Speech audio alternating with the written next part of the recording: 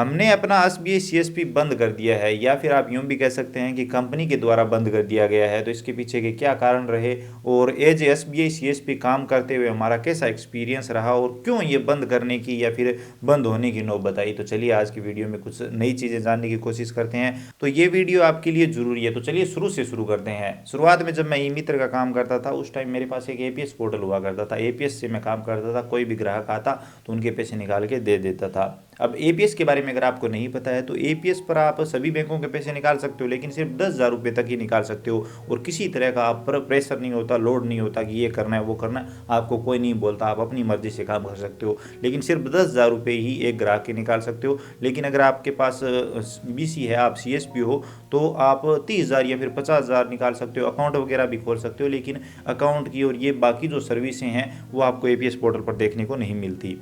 तो ये है। तो एपीएस पोर्टल था, मैं काम कर रहा था। उसके बाद मुझे किसी ने बताया कि बैंक सीएसपी में अच्छा कमीशन है, 10,000 रुपये पर 300 रुपये मिलते हैं। ये मुझे बताया गया, और इसी लालच में मैं बीसी लेने के लिए पहुंच गया। और बैंक मैनेजर भी उस टाइम सही थे, तो उन्होंने बोला कि ऐसे ऐसे ये करना है आपको कंपनी से संपर्क करना है, और कंपनी वाले आपको किसी भी कंपनी से आप संपर्क कर लीजिए। बाहर जो एसबीआई सीएसपी बैठे हैं उनसे आप बात कर लीजिए, और हम आपको सीएसपी प्रोवाइड कर देंगे। मेन होता है बैंक पे, अगर बैंक एग्री करता है कि हम आपको दे देंगे आईडी, तो आप किसी भी कंपनी में चले जाइए, कंपनी वाले आपको डॉक्यूमेंट तैयार करके दे देंगे। आप बैंक से पास करवाइए और आपकी सीएसपी आईडी एक्टिव हो जाएगी। तो मैंने ले ली, और उस टाइम मुझे 5-6 हज़ार रुपये ही देने पड़े थे। लेकिन अभी 20-20, 30-30 हज़ार रुपये सीएसपी के लिए जाते हैं, तो वो बिल्कुल भी सही नहीं है। अगर आप इतने पैसे देकर सीएसपी ले रहे हो तो बिल्कुल भी पैसे नहीं कमा पाओगे। और अगर आप अपने बैंक से दूर रहो, मतलब 20-30 किलोमीटर दूर आप सीएसपी चलाना चाहते हो, तो वो बड़ा ही मुश्किल है। अब हुआ क्या कि मैंने सीएसपी ले लिया और काम किया। पहले महीने मैंने 30-40 लाख का लेन देन किया, और कमीशन जो आया वो 2 से 3 हज़ार रुपये के 3,000 के करीब आया था। तब मुझे पता चला कि मतलब इतने पैसों को हाथ से निकालो, और उसके बाद भी अगर इतना ही कमीशन आता है तो ये तो कुछ नहीं है। इसके बावजूद मैं 5-6 महीने तक काम करता गया।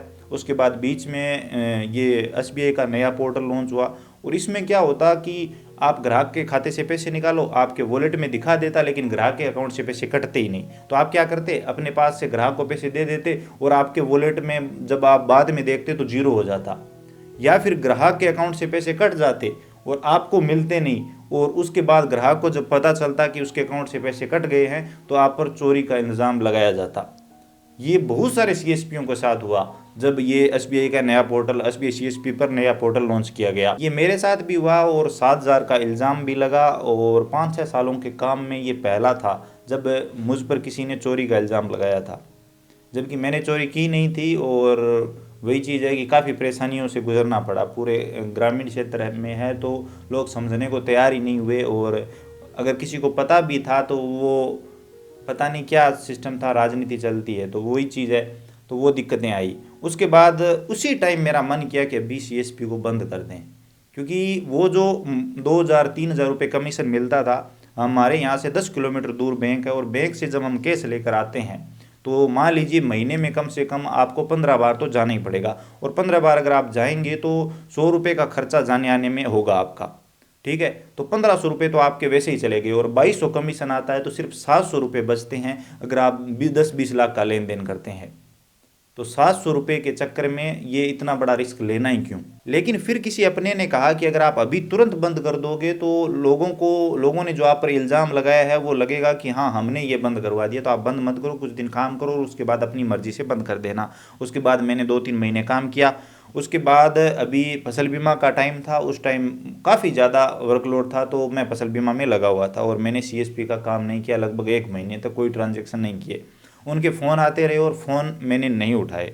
फ़ोन नहीं उठाने के पीछे का जो कारण था, वो मैं संजीवनी विकास फाउंडेशन की बात कर रहा हूँ, उन्हीं के द्वारा मुझे यहाँ पर सीएसपी दिया गया था। तो उनका बोलने का तरीका ये है, मतलब वो ऐसे बात करते हैं जैसे हम उनके गुलाम हैं। अगर उन्हें ज़रूरत है, उन्होंने फ़ोन किया, और अगर हमने नहीं उठाया तो वो अपने आप से बाहर हो जाएंगे। लेकिन अगर हमारे सीएसपी पर कुछ भी हो रहा है, हमारे अकाउंट से पैसे कट हो गए हैं, ग्राहक के अकाउंट से पैसे कट हो गए हैं, पैसे आ नहीं रहे हैं, कोई भी दिक्कत आ रखी है, एपीएस सर्विस काम नहीं कर रही है, नया पोर्टल मनमर्जी से दे दिया गया है, हम जब कॉल करते हैं तो कॉल उठाते ही नहीं है, और अगर उठाते हैं तो मतलब इस तरह से बात करते हैं जैसे कितना ही बड़ा हम परेशान कर रहे हो। और मतलब कोई जवाबदेही नहीं है उनकी। अगर आपके खाते से, अगर आप एक सीएसपी हो और अगर आपके खाते से पैसे कट गए तो वो आप जानो, लेकिन वो जो कहे वो काम होना चाहिए, वो जो टारगेट दे वो कंप्लीट होना चाहिए। इतना आपको ये बीमा करना है, इतना आपको ये बीमा करना है, आपको ग्राहक को मनाना है। उन 700 रुपये, एक महीने में 700 रुपये कमीशन मिल रहा है, बच रहा है, और उस कमीशन में आपको ये करना है, वो करना है, इतनी सारी मतलब इंस्ट्रक्शन फॉलो करनी है, तब आप सीएसपी काम कर पाएंगे। आपको 10 रजिस्टर मेंटेन करने हैं, ये करना है, वो करना है, हर 7वें दिन बैंक मैनेजर आएगा, वो चेक करेगा, ये वो, मतलब इतनी सारी परेशानियां, मैं ऊब चुका था। उसके बाद आया अग्रीमेंट का टाइम। जी हाँ, साल में एक बार आपका अग्रीमेंट होता है कंपनी के साथ, उसके भी 1500-2000 रुपये आपको कंपनी को देने पड़ते हैं। तो उन्होंने एग्रीमेंट के लिए पैसे मांगे, मैंने पैसे नहीं भेजे क्योंकि मुझे काम करना ही नहीं था। हालांकि सीएसपी अभी भी है, लेकिन वो रिप्लेस नहीं की गई है, लेकिन मैंने काम करना बंद कर दिया है। और कल परसों उन्होंने कहा कि आप आईआईबीएफ सर्टिफिकेट भी दो, तो वो भी मेरे पास नहीं था। और इसके अलावा मैंने वो पैसे भी नहीं भेजे, एग्रीमेंट भी नहीं बना। तो उन्होंने बोला सीएसपी का क्या करना है, तो मैंने कहा कि आप वैसे भी बंद कर चुके हो तो मुझे काम ही नहीं करना। तो अभी वो रिप्लेस कर दिए जाएंगे, कोड किसी और को दे दिए जाएंगे, और मैं काम ही नहीं करना चाहता। मैं अभी एपीएस पोर्टल पर काम करता हूँ और अपनी मर्जी से काम करता हूँ, कोई दबाव नहीं है। ग्राहक आते हैं पेंशन वाले और बाकी जो मनरेगा पेमेंट वगैरह, तो 2000-5000 होते हैं, वो आराम से निकल सकते हैं, क्योंकि 10,000 रुपये तक निकलता है एपीएस पोर्टल पर, तो आसानी से हमारा काम चल जाता है। और वो 700 का मुझे लालच भी नहीं है। एपीएस पोर्टल पर मैं 5 दिनों में इतने कमा लूँ।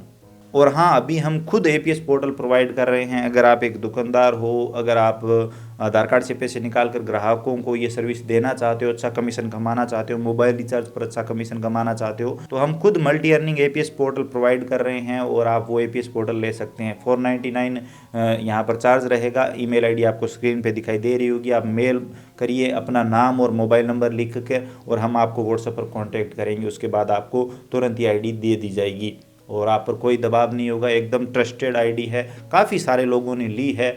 और अभी अगर आप चाहें एपीएस पोर्टल पर काम करना, तो आपके लिए सुनहरा मौका है।